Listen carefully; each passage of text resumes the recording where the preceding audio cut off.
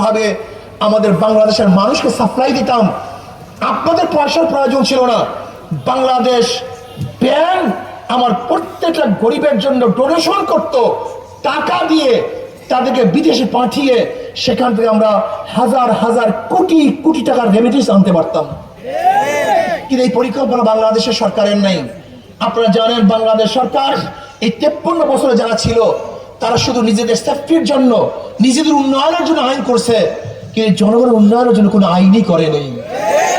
RAB শুধু সরকারকে নিরাপত্তা দেওয়ার জন্য, আজকে বিজেপি সরকারকে নিরাপত্তা দেওয়ার জন্য, আজকে এনএচআই সরকারকে নিরাপত্তার জন্য, আজকে ডিজিএফআই সরকারকে নিরাপত্তা দেওয়ার জন্য, আজকে ডিবি সরকারকে নিরাপত্তা দেওয়ার জন্য, আজকে পুলিশ সরকারকে নিরাপত্তা দেওয়ার জন্য, কিন্তু জনগণকে নিরাপত্তা দেওয়ার জন্য আইন করে নাই।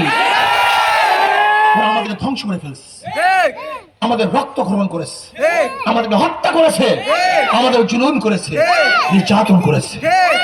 আমি বারবার বলবো, এই থিওরি মনে রাখবেন।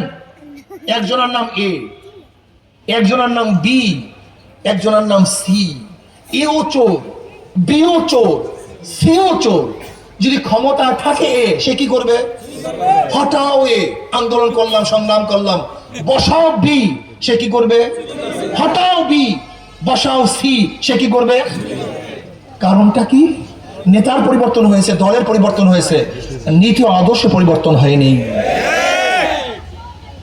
যতক্ষণ পর্যন্ত নীতি ও আদর্শ পরিবর্তন না হবে ততদিন পর্যন্ত জুলুম অত্যাচার বন্ধ হবে না।